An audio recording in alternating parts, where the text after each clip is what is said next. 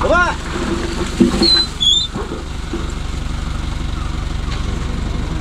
Pang ano pa lang daw po ito, pang 8. Pang 8.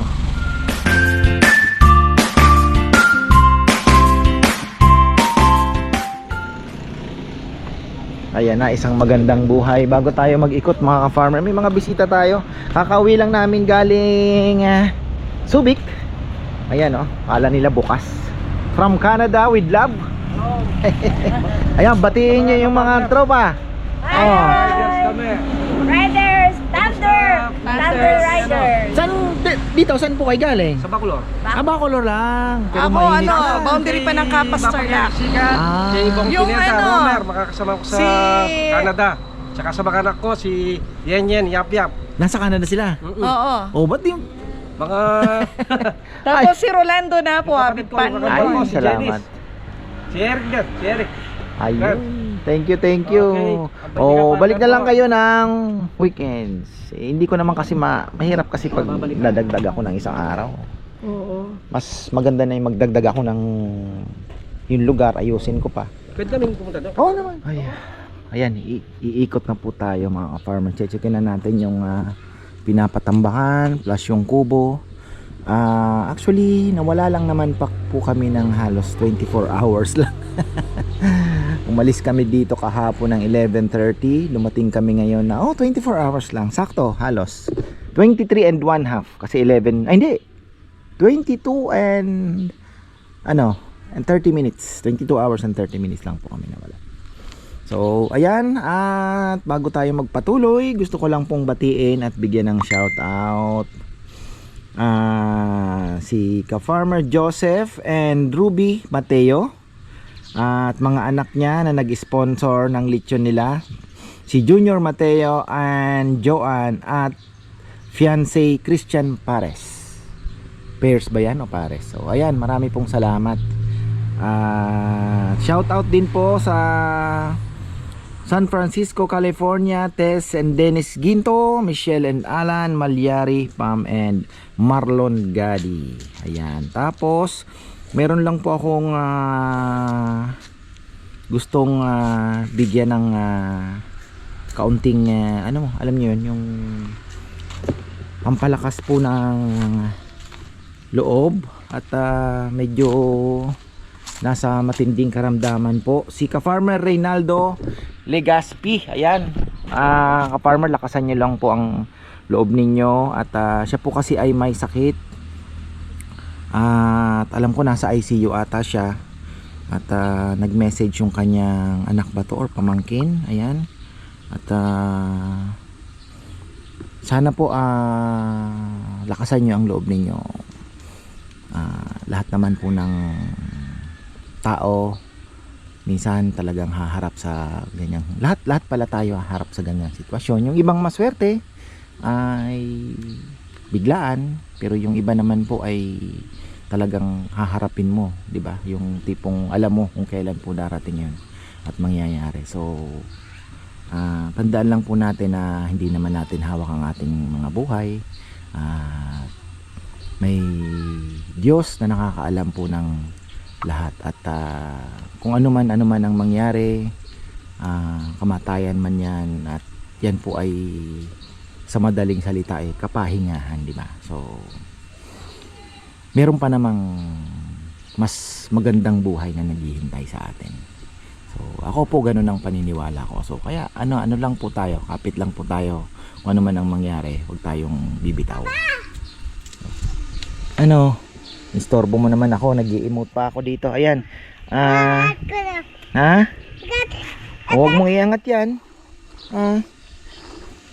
Punta po tayo at checkin na natin yung tinatambakan. Ano ba itong pinapauna kong ito? Iba na naman nata ang tinambakan nila. Sabi ko pa atras. Ha? Oh, may fish. Wala. Walang laman. Diyan ka na lang ha. Si Papa ay ba't andar ng andar ang ano bang ginagawa ni Kong? Baka nagdidilig doon. Ayan. Ako po ay sisilip na muna. Ayan. At tingnan natin yung tinatambakan. Kapon kasi May tambak na yan eh. 4 daw kahapon. Init, grabe. Ayan po mga farmer, pasombrero tayo. Shoutout kay Ate Sylvia. Siyempre, bigyan niya po ito. Ako pa naman kung saan ko iniiwan. Buti na lang si Bebe na itatabi. Alam ko kung saan ko kukunin. So ayan, di pa pala tayo nagpakain. Kumusta na kaya itong aking iniwang mga pananim. Ayan, magbablog po tayo dyan. At ayan na, tumubo na. Ayan na, haba na ng radish natin. Nag-i-spray na tayo ng taas na ng radish. So ito, wala pa yung mukhang hindi tumubo yung aking mahal pa naman nun, sibuyas. Tumubo na ba? Yan na, tumutubo na. Medyo matagal lang. Ayan, so mamaya pabalikan po natin yan. At didiligan. Mukhang walang nagdiliga. Matindi, ang init. Mukhang walang nagdilig mga farmer. Sana naman ay okay lang sila. Ganda na ng kangkong. 2 layer na kangkong. Ayan, kailangan na po yan isprayan ng insecticide at yung uod ay naandyan na lang. So ayan, pero bago yan, ano pang ginagawa nila sa kubo? Okay lang naman kasi may tambak talaga kailangan sa kubo. At kailangan natin yung dito naman. So hindi ko alam kung saan ang gagaling yung tambak. Yung bengala na bigay ni Sir Boyet Sunog Kilay, ang aking kaibigan. Kumusta ka na? Busy ka rin? Nasisilip-silip ko yung vlog mo at masaya ako na masaya ka rin sa ginagawa mo. Just enjoy your retirement, diba? Si Sir Boyet Sunog Kilay po mga farmer, nasa Castillejos. Sayang di ako nagmamadali kami ni Bebe. Where is that?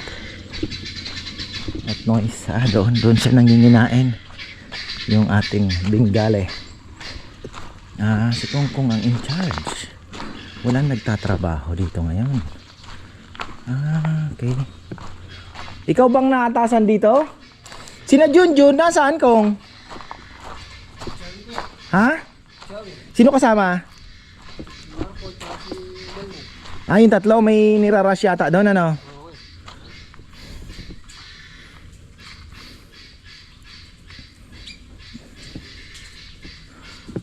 Baka masobrahan naman na. O yan mga ka-farmer, nasa Gatchawin pala sila. Yung 3, si Marco, Junjun at Nelnel, nasa Gatchawin. So andito na iwan si Jomar at si Kongkong. Yan, medyo marami po ata ang may tinatapos, may pinakiusap si Ana kailangan tapusin. Parang si Junjun lang ata ang kayang gumawa. So ayan, tayo naman dito nag-aabang ng tambak. Sabi ko nga, alam niyo ito pinagpaplanuhan ko ng maigi kasi kailangan po itong pagplanuhan ng maigi. Yung pinaka isang main problem dito dahil hindi po nakapantay talaga. Ito po ay bababa pa. Ayan 1 meter ang lalim. Tingnan nyo. So magiging problema natin dito, tubig po namang gagaling dito na tatapon. At ang problema natin, pag nagtaas tayo ng tubig mga farmer, walang lalabasan. Nagtaas tayo ng tubig ng fish pond, walang lalabasan yung tubig dito. Wala pong lalabasan yung tubig dito. Mali ang paghulog ng mali. Sa bagay inaanuhan naman pala nila. Ang iniisip ko dapat isagad na muna doon na muna mag-concentrate hulog, tapos nakasiksik doon papapunta dito. Bakit ini-spread nila? Sa bagay napupuntahan naman, pero kailangan muna daming papaya, nahuhulog na daw sabi ni Kongkong. Namitas na po siya ng papaya ayan namitas siya ng papaya. Kailangan namin magdilig din. Ayan, tinatamaan yung avocado ay naku po, mali. Ano kaya ito? Ay, hindi ba makakalusot? Nako, hindi ba sinagad? Baka hindi na nakapasok dito sa ilalim. Patay, ang laki nito. Trabaho kasi, inaano ko yung trabaho, imbis na nakabagsak na dyan yung mga lupa, hindi ata umabot. Baka na nabalahaw pag atras. Ang ganda sana lumurot ang ganun. Atay,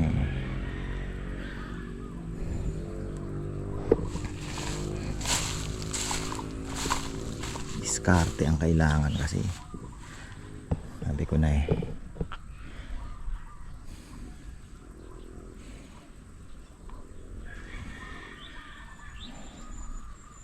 Wala, hindi muna siguro sila dapat kasi unahin dito.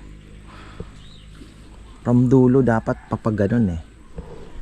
Yun ang problema. Kaya sinabi ko sa kanya nung tiningnan, sabi ko hindi ba dapat makapasok talaga. Idadump na. Ngik. Laki-laking trabaho to ah. Ang laki po ng matitipid natin kung dito na binagsak tapos papalayo ba. Kasi ang tansya ko dito nasa mga 20 ano yan eh, 20 truck. Sabagay, makapagpabutas muna ako. Kailangan ko makapagpabutas muna. Siguro ang butas ko po dito siguro isa sabihin mo ng every 5 meters. Every 5 meters, hindi naman, mga 3, every 3 meters po may butas. So dito, kasi ang tubig niyan papaabutin ko hanggang dito. Mga kalahating dangkal lang ang o isang dangkal lang ang pagitan. Abutin natin kasi yung lupa papaabutin natin dito sa halos pumapantay. Po.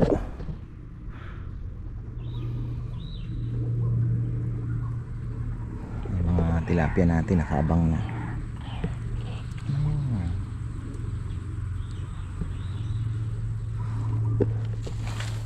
So paano kaya ito? Stop muna yan. Kailangan munang medyo mapatag ito at makababa sana yung truck. Hindi umatras ng sagad ano. Mali ang diskarte nung naghulog.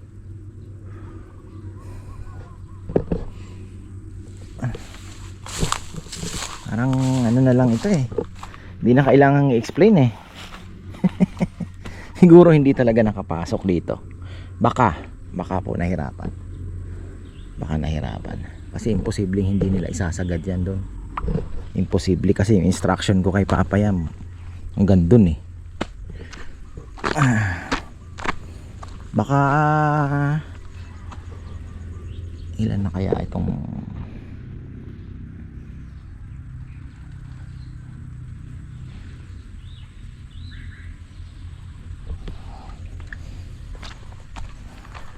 nagiging problema natin mga farmer, mas magiging mataas yung tubig sa pond kumpara ng tubig natin dito ay ng level ng lupa kung sasagarin natin ang lalim. Yan ang magiging problem. Magtatambak, hindi kakayanin ang budget, kung magtatambak tayo. Ito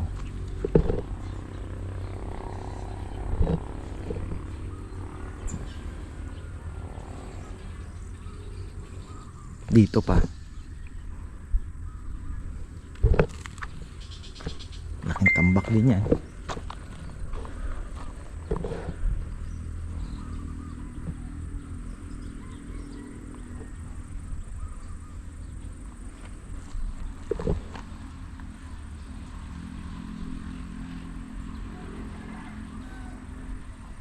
Na-explain ko ba kay Papa yan?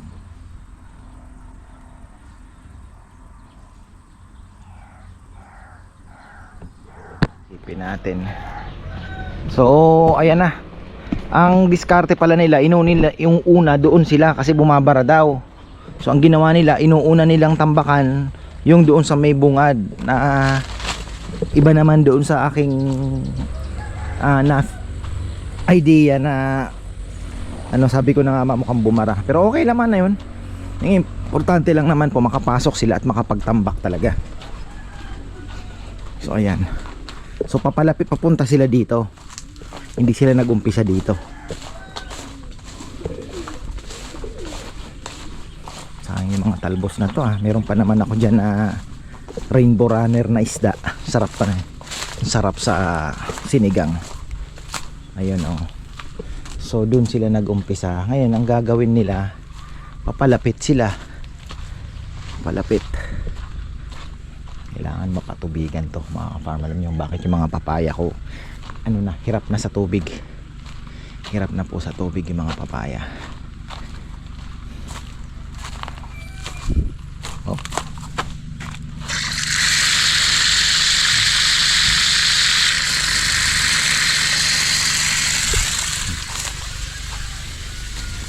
Kaya kung makakapagpatubig tayo. Na itong avocado, mahihirapan na tayong ilipat yan. Ilang beses na namin sinubukan naglipat ng ano, wala, mamamatay.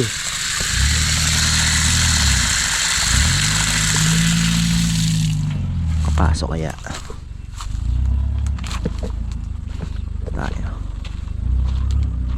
Ako naman hindi ko na masyadong panghinayangan gawa ng wala akong kasiguraduhan dito sa mga nakuha kong ano ng avocado. Ako, hirap. Medyo challenging namamatay daw. Medyo mahina pa itong driver ni Kuya John. Papailing siya ayan.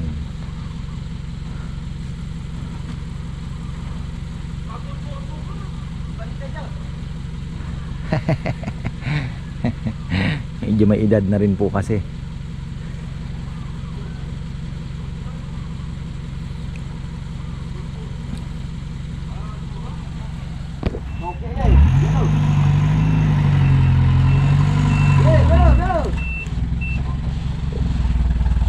Pahirapan din talaga. Pero sabi ko nga laking bagay din po kung makakapasok talaga Tsatsagain daw nila.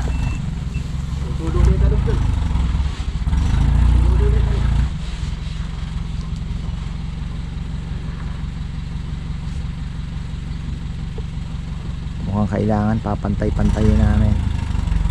Patigas ng kaunti. Kaya hindi ako muna nagpatubig Gusto ko magpatubig. Alam niyo kung bakit? Pag nagpatubig tayo, papasok yung tubig lalambot po ito lalo. Kaya hindi ako nagpatubig. Hayaan na muna natin na ganyan hanggat di pa tayo nakakapagtambak dito.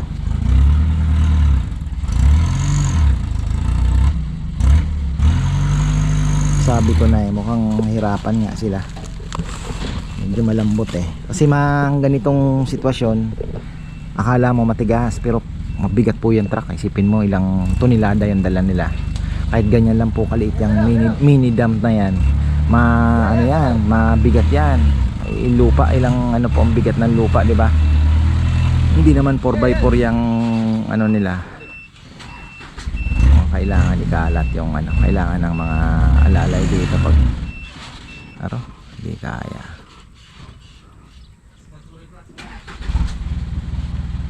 Kailangan i-spread yung lupa.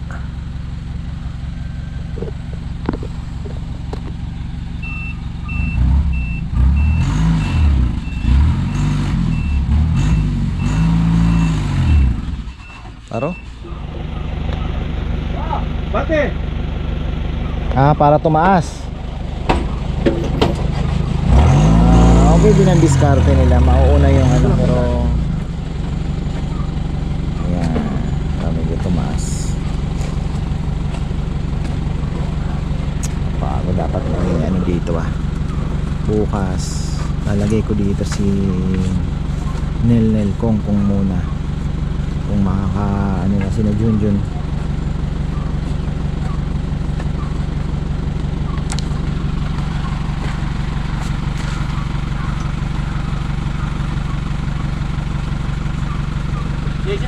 Napakataas kasi dito. Hindi ka pipinaki, di ba to? Diretso mo gulong. Kalahati.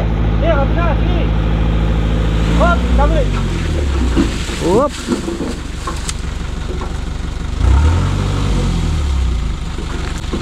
Baba!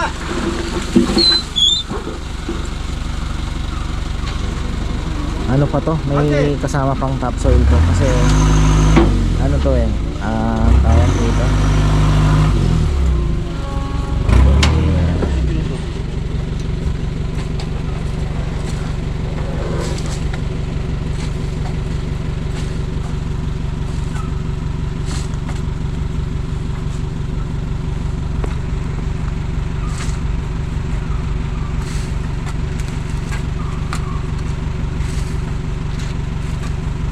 Ito pala mga farmer, kaya natagalan sila.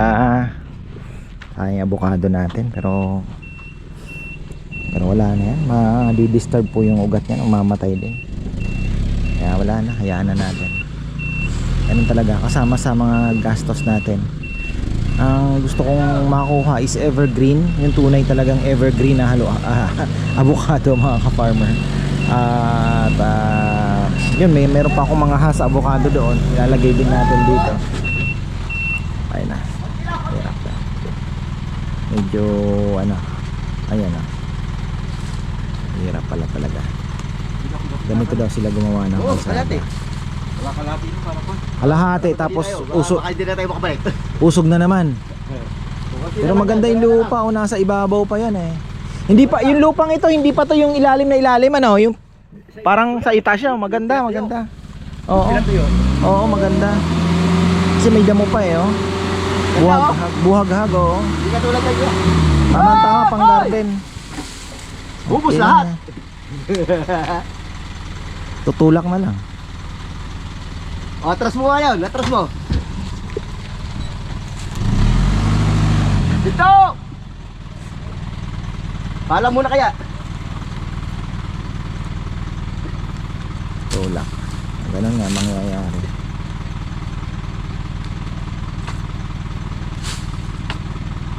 Trabaho pala.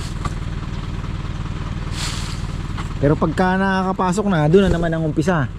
Papalapit na po. Dalawa pang pambalik pa ganyan, dalawa na lang. Tapos tuloy na. Buti wala kayong tinatambakan ngayon. Meron, ganun na. Ngayon wala. Hindi demand na naman ang tambak ngayon dahil tag-init. Oo, Mga- kami bakante. Yun ang mahirap sa business, ano? Oo. Hindi, yung graba-graba lang mga Oh, buhanin lang. Pati semento nga pinasok ko din. Pati hollow blocks. Para lang makaraos. Oo, bili ng pagkain. Yakit dito. Hindi pa kaya. Si kuya, walang trabaho din pagka gano'n, no? Wala. Patay. Tawan niya ako eh. Meron, nagtatricycle ako. Pambiling ulam.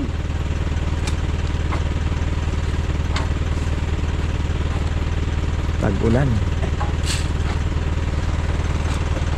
Bakit na?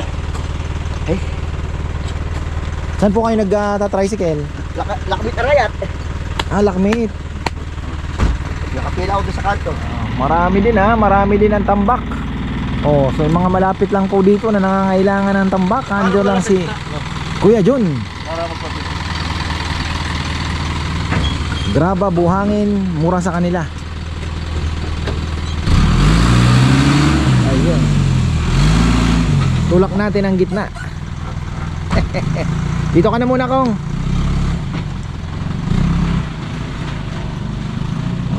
Ayan na, abangers ka lang ngayon ng truck. Ayan o. Ito, pwede pa tong maging parking for the meantime. Pag nalinis po namin, pwede pong maging parking to. Yung mga, lalo na yung mga pick up, yung mga medyo matataas po na sasakyan, pwede pang mag-park dito muna for the meantime. Yan. Ako naman po ay nagpapasalamat dahil yung business natin na dinugtong sa business namin, yun nga yung lechon house na may dine-in, malaki pa po yung pwede naming i-explore. Ibig sabihin kumbaga kung mag-busy man, mayroon pa po kaming aatrasan. Kagaya po nung yung mga kailangan, yung mga requirements para kumbaga maplansya natin yung operation. Like for example, like sabihin natin na ang daming nakabook, 'di ba? So ang dami, sabihin na natin. So mayroon pa tayong pwedeng paglagyan ng mga kubo, pwedeng paglagyan ng mas maraming parking. At the same time, yung kusina pwede rin natin lakihan pa. So marami pong option, marami, kumbaga mayroon maluwag pa. May maa-adjustan pa tayo, hindi po kagaya sa pwesto. Ito lang, laki pa po. Ilang kubo pa ang pwedeng ilagay dito. Just in case talaga na sabihin natin talagang, 'di ba? Although hindi naman, sabi nga sa kanta, expecting the hoping for the best but expecting the worst. Diba? Hindi naman tayo masyadong alam na, kung sabi ko nga, ang ginagawa lang po namin dito is we're just being reactive. Hindi po ito parang inassume na namin na ganyan, kailangan ganyan. Ako takot din takot din po akong alam na gumastos unang-una. Kaya ako lagi ko din kinukonsulta si Bebe, dagdag pa tayo ng kubo. Sige, sabi niya. At tingin ko, sabi niya, marami pa naman may time pa tayo para mabawi yun. Kasi sabi niya hanggang February, dami ng March, meron ng mga nagre-reserve na ng kubo kasi nakikita nga daw nila na kailangan mauna. So ibig sabihin po mga farmer, maganda. 'Di ba? May option tayo. Kaya ayun. Grabe itong kalaban natin. So ayan, kung tinalang na andito. Papantay na natin yan. Pagka na na to, yung doon, dalawa pa daw, pwede na. Ilang araw sila Junjun doon? Parang ngayon lang ata Oo po Parang hiniram lang saglit ni Meron lang ni... Hey! Ha? Sakto! Sakto.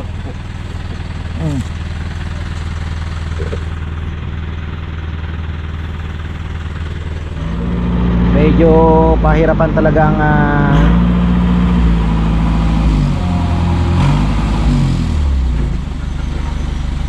pero konti na lang. Pang ano pa lang daw po ito, pang 8. Pang 8. 8. Konti lang pala, hindi naman po ganun karami ang So wala mang 20. Wala man pong mga 20 siguro. Sabihin mo ng 20. Mga 22, mga ganon po siguro. Ang 22 truck siguro ang gagawin ko. Dito dalawa dito. Hindi naman ganun kalaki gagastos yun. Tama lang. Magulang lang kung magkano to. Nasa mga 1.8 siguro.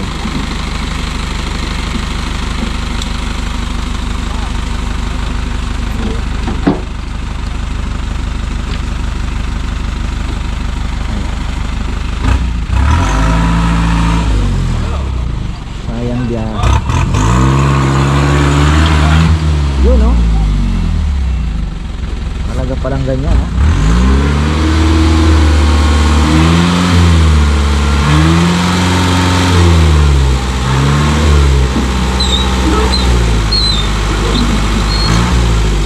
Ganda ganda yung tambak.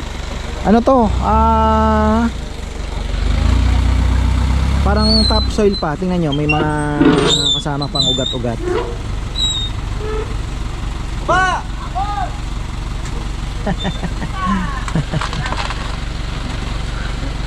Bukas na ka, bossing.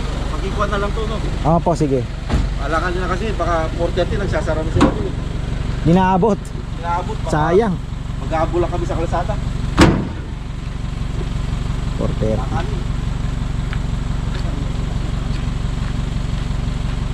Taga-gobyerno.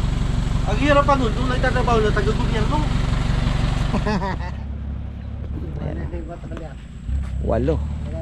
Sa matanda, wala daw control sa magalo siya. Ito na nahulog. Ayan o. Walo mga farmer. Kung ilan siguro ito, ganon din. Kung let's say sabihin natin na 11 yan, 22. Oh, diba? Okay na. Okay na tayo. 22 na ano. Papabutasan ko na yan para hindi na ano, papatiktikan natin yan kay Nel ang butas. Mga every 3 meters may butas para malatagan ng PVC.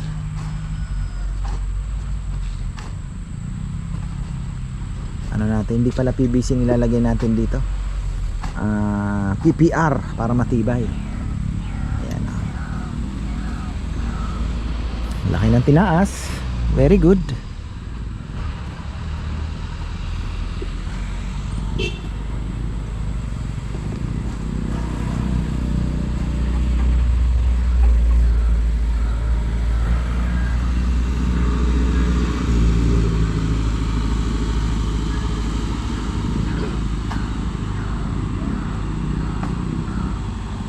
Anong oras ba sila pumupunta dito? No, Na? Mga alas 9 na, no? yan kuya. Alas 8, alas 7, nandiyan na. May ano na sila? Okay. Ba? Kailangan palang mapatag muna ito bago ka, baka hindi ka pa dumarating. Diyan na. Pag ano, minsan, nadadat na ako na lang dun. Aga. Maganda yung lupa niya, no? Maganda yung lupa.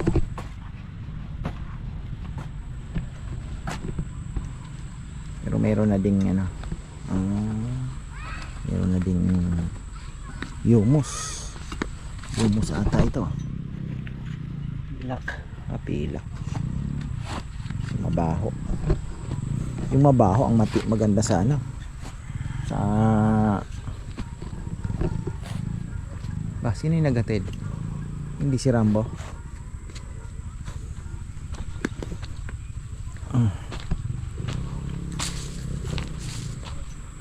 Ayan.